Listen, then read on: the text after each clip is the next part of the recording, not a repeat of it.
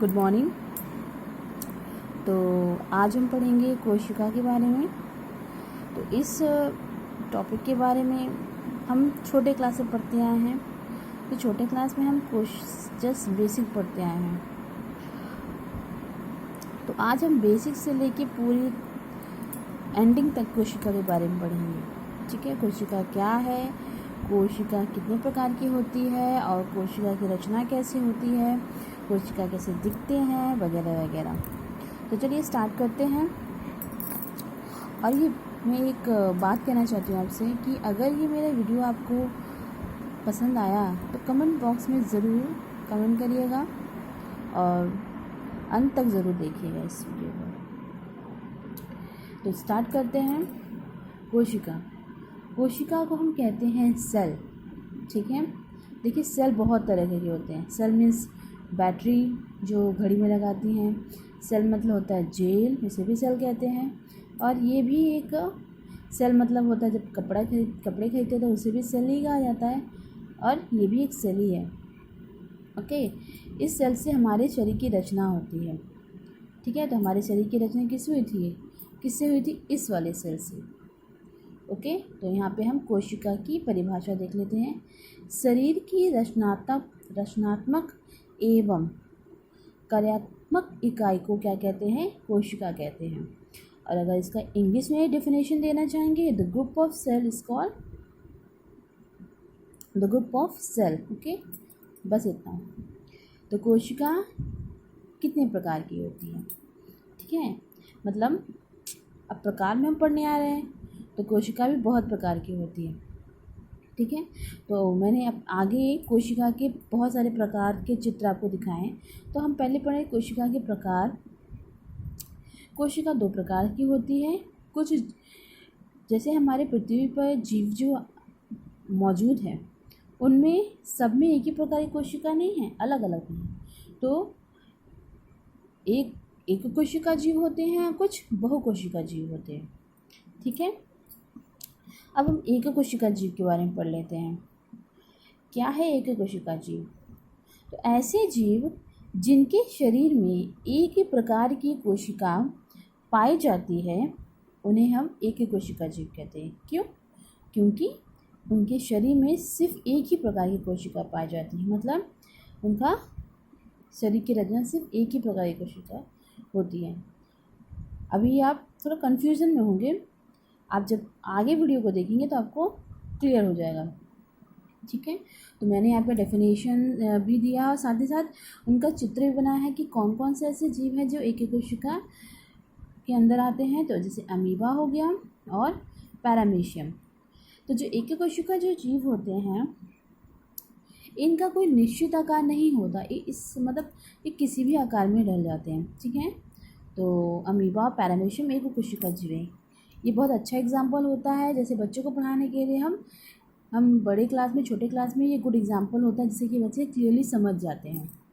ठीक है, तो नेक्स्ट हम पढ़ेंगे बहुकोशिका के बारे में। तो बहुकोशिका की परिभाषा देख लेते हैं। ऐसे जीव जिनके शरीर में अनेक कोशिकाएं पाई जाती है, जैसे मनुष्य, बंदर और भी आगे मतलब आदि जीव होते हैं। मैंने यहाँ पे लिखा नहीं है, मैंने मनुष्य बंदर के बारे में बताया। ठीक है, तो ये जो जीव होते हैं, जैसे एक कोशिका जीव और बहुकोशिका जीव में ये अंतर क्या होता है कि जैसे मैंने बताया था कि एक कोशिका जीव जो होते हैं वह जो अपने कार्य करते हैं, जैसे कि श्वसन कार्य करना हो या भोजन लेना हो या फिर जैसे कि अपने शरीर से गंदगी निकालना हो, कोई भी कार्य वो एक कोशिका के द्वारा करते हैं। लेकिन अगर हम बहुकोशिका जीव की बात करें तो बहुकोशिका जीव में क्या होता है कि इनके शरीर में अनेक प्रकार की कोशिका पाई जाती है, तो हर एक कोशिका का अपना अपना कार्य होता है। ठीक है, तो कोई कोशिका श्वसन करने में सहायक होती है, तो कोई कोशिका भोजन ग्रहण करने में, तो कुछ कोशिका होती है जो उत्सर्जित पदार्थ निकालने में। ठीक है, अब चलिए आगे बढ़ते हैं। विभिन्न आकृतियों की कोशिकाएं। तो यहाँ पे मैंने कुछ चित्र बनाया है कोशिकाओं के। ये है विभिन्न आकृति की कोशिकाएं। अब देखिए, कोशिका कुछ गोलाकार होती हैं, कुछ तरकु रूपी होती हैं, कुछ लंबी होती है, लंबी शाखावंतित होती है। ठीक है, ये विभिन्न प्रकार की कोशिका हैं। ऐसे बहुत सारे और भी कोशिका हैं। ठीक है, कुछ चपटे होते हैं। तो जैसे मैंने आपको बताया कि एक कोशिका जो जीव होते हैं, तो एक कोशिका जो जीव होते हैं उनमें सिर्फ या तो ये कोशिका पाई जाएगी, या तो ये कोशिका पाई जाएगी, या तो यह, मतलब ये तीनों नहीं, सिर्फ इनमें से एक। ठीक है, इसी वजह से उनको हम एक कोशिका जीव कहते हैं। लेकिन जो बहुकोशिका जीव होते हैं उनमें ये तीनों कोशिका पाई जाएगी। ठीक है, और इन तीनों कोशिका का अपना अपना कार्य होगा। समझ में आया? तो आई होप आपको समझ में आ गया होगा। मैंने पहले कहा था ना कि आप आगे जब पढ़ते जाएंगे तो आपको वो डाउट जो है क्लियर हो जाएगा। तो आइए देख लेते हैं कोशिका की संरचना।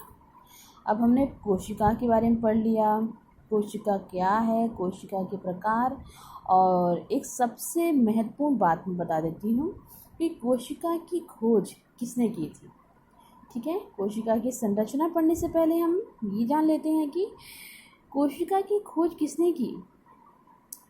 एक्चुअली क्या है कि सबसे पहले जब कोशिका के बारे में अध्ययन किया गया तो ये माना गया कि कोशिका जो होती है एक तरह से जैसे घर की इमारत होती है, ईंट होता है, उसी प्रकार से जब घर की इमारत बनाते हैं, बिल्डिंग्स बनाते हैं, तो जैसे ईंट को जोड़ते हैं उसी प्रकार से हमारी कोशिका भी रचना करती है। फिर उसके बाद बहुत सारे साइंटिस्ट ने अध्ययन किया। तब रॉबर्ट हुक ने कहा कि जब रॉबर्ट हुक ने एक प्याज के झिल्ली का उपयोग करके उसे जब अवलोकन किया तब उसने देखा कि कोशिका जो है इस प्रकार से मतलब ऐसे दिखाई देती है। ठीक है, ठीक है। तो कोशिका की खोज जो है सर्वप्रथम रॉबर्ट हुक ने की थी। कब की थी? 1665 में।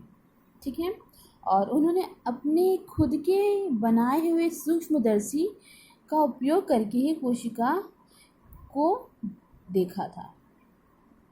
अब हम पढ़ लेते हैं कोशिका की संरचना के बारे में। तो कोशिका की संरचना इस प्रकार से है। कोशिका की संरचना में कोशिका झिल्ली होती है, केंद्रक होता है, कोशिका द्रव होता है। ठीक है, ये तीन भाग होते हैं, ये तीन पार्ट से बने होते हैं, तीन चीज़ों से बने होती हैं कोशिका, और उसके अंदर बहुत सारे अंग आते हैं। ठीक है, अब कुछ छोटी छोटी रचनाएं दिखने वाली जब हम कोशिका का अवलोकन करेंगे, ठीक है, तो उसमें आपको कुछ छोटे छोटे छोटे डॉट्स या छोटी छोटी रचनाएं दिखाई देंगी, उसे हम कहते हैं कोशिकांग। क्या कहते हैं? कोशिकांग।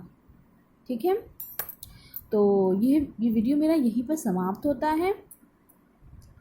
अब अगले वीडियो में मैं इसके आगे आपको बताऊंगी, क्योंकि ये वीडियो ज़्यादा लंबा हो जा रहा है, तो मैं चाहती हूँ कि मैं वीडियो को यहीं पे स्टॉप कर दूँ।